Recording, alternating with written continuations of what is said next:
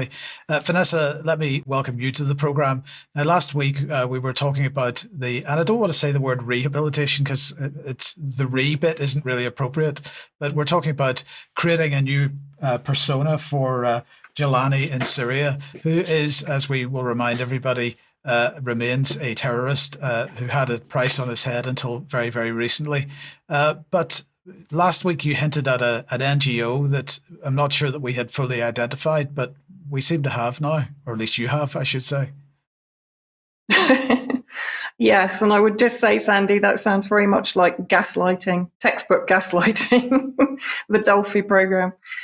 Yes, we talked last week about effectively the grooming campaign, as I call it, Mike, of Jolani away from being ISIS Al-Qaeda terrorist to being a legitimate political challenger for power in Syria. And we noted that a former ambassador from the US to Syria, Robert Ford, who was actually kicked out of Syria for inciting riots in 2011, was basically invited by a British NGO to basically put into motion this grooming of Jolani. And yes, I have discovered who it is. It's all written up in a new article at UK Column that was published yesterday, and I do recommend that everybody go and read it. There's an awful lot of detail in there. The Blair-Bush project in Syria that brought Al-Qaeda to power. So who was the NGO that was responsible for inviting Robert Ford to meet with Jolani back in March 2023, but actually whose directors had allegedly met with Jolani back in 2021, which of course is when the PBS Frontline initial interview with the kind of suited and booted Jolani was published. The name is Intermediate. It was established in 2011, which is also interesting timing because, of course, that's when the regime change war against Syria began, backed by the US, the UK, Israel, Turkey, and the Arab Gulf states, to name a few. Who are the co-founders of Intermedia? Well, one of them is Jonathan Powell. And you'll be also interested to know that he was appointed as National Security Advisor to Keir Starmer literally weeks before the final fall of Damascus. So again, let's just check the timeline here. So in 2023, they invited Robert Ford to come to Idlib and meet with Jolani. 1 month prior to the fall of Damascus, Powell was taken from Intermedia and made National Security Advisor to Keir Starmer. Keir Starmer, of course, is known to be, for want of a better word, the protege of Tony Blair. I actually secured the name of the organization and the name of Jonathan Powell from sources inside Syria, but it was pretty quickly picked up by other media outlets, mostly regional, but this by The National, talking about Britain's influence spreads through New Syria as security chief meets post-Assad leaders. Now, this article in particular goes into a lot of depth about the complex built by UK intelligence in particular that waged the narrative media charity organization war, including, of course, the formation of the White Helmets in 2013, the regime change war against Syria. So British intelligence is intrinsically embedded in the entire operation to overthrow the Syrian government. This also is an article in French media in the Figaro, written by a well-known French investigative journalist Georges Malbruno, who wrote a book on the regime change war called The Path to Damascus. Here he's talking about al-Sharaa, or Jolani, is dangerously intelligent, and his investigation into the new power in Syria.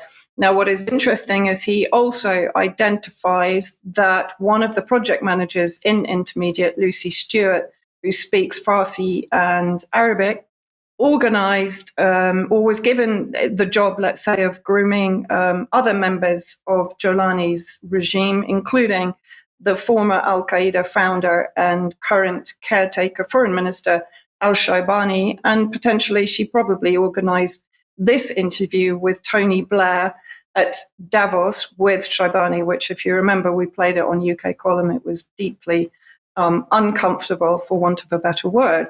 But of course, Powell, people will remember, as the chief of staff, was of none other than the architect of the war against Iraq, and in my opinion, also the architect of the future war against Syria, none other than war criminal Tony Blair. This is Powell with Tony Blair back, I think, during the time of the Iraqi war.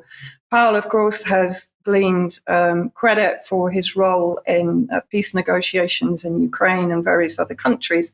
But I just want to draw attention to, this is a document that was released as part of the Chilcot inquiry, which shows how Bush and Blair were already planning the war against Syria, even during the war against Iraq. So here they're talking about giving support in building a new partnership with the West and Syria in return for closing down support for Hezbollah and Hamas and helping us over Iraq.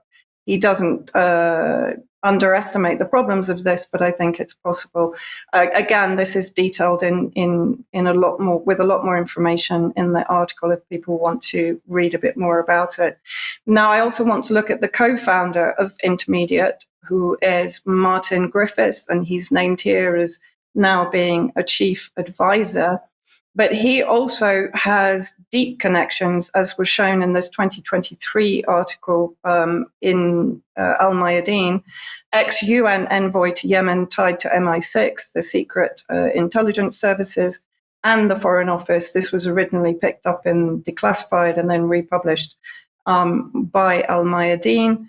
But very clear ties to all of the intelligence agencies, and that includes Powell as well, of course, because, in fact, what was exposed was that Powell, back in 2012, sent an email to Hillary Clinton in which he said, if we can just have the slide, he informed a senior Clinton aide in 2012 that Intermediate works closely with the Foreign Office, the NSC, the SIS in London. IM organizes secret channels between insurgents and governments. Work has begun in Syria, Yemen, Somalia, and Burma. And of course, 2012 is also the time that Jake Sullivan, then advisor to Hillary Clinton, emailed Hillary Clinton, according to WikiLeaks leaks, saying that Al-Qaeda is on our side in Syria. And at this time that Powell was sending this email to basically get an audience or to get the interest of Hillary Clinton in Intermediate's work as effectively an intelligence agency outreach organization in Syria, he was convening with Jake Sullivan, who stated that Al-Qaeda is on our side in Syria. So I do recommend people read the article just to get far more detail than I've been able to give here on the news, but a fascinating nexus of intelligence, military operatives and so on, leading the war against Syria and now bringing Jolani to power. Thank you, Vanessa. Now I'm going to say, read the article, but then share the article. Please do. We have to get this type of information out. It is incredible to me that we have national security advisors quite happy to admit that they are running back channel discussions with Al-Qaeda. It shouldn't surprise us because we've been funding it and we've been arming it. But it is nonetheless a public admission of these types of channels and discussions. And that is something that I think almost nobody in the country is aware of, and everybody should be aware of. Yeah, I quite agree. Okay, let's move on. If you like what the UK column does, you'd like to support us, please do so. We absolutely appreciate and are very grateful for everyone that does support us, but you can make a donation. You can join the UK column as a member and so on. That gets you access to UK column News Extra and other member-only content. But you can pick something up at the UK column shop. That helps us greatly as well. Of course, that helps promote the brand around the country. If you're wearing a T-shirt or a sweatshirt or a cap or have a water bottle. But if you'd like to buy some supplements from clive2carl.com, we also have an affiliate agreement there, which gives us a small percentage of those purchases, although it doesn't cost you any more to do that. If you can't do any of that, please do, as I say, share the material. We've got to get past the censorship regime in this country. and share links are provided on the articles, blogs, and videos on the UK Column website. And just go and visit the UK Column website, because that helps us greatly too. Now, tonight, the question is, are Jews God's own people? That is going to be a very interesting discussion with Jerm at 7 p.m. Are they God's chosen people, I should say, at 7 p.m. tonight on the usual live streams. So do watch that if you possibly can, and let people know that it's on as well. Tomorrow, the interview is with Linda Wharton. So 29th of May, that's tomorrow, Thursday, 1 p.m. Join us for that. And then let's have a look. We've got, Vanessa, very briefly, your discussion with Ben and David Miller on Ukraine and Israel. Yeah, I think it's well worth watching. Simply, I mean, for David's expertise in particular on the connections between Ukraine and Israel, many people may not be aware of it being the cradle of Zionism. Definitely worth watching.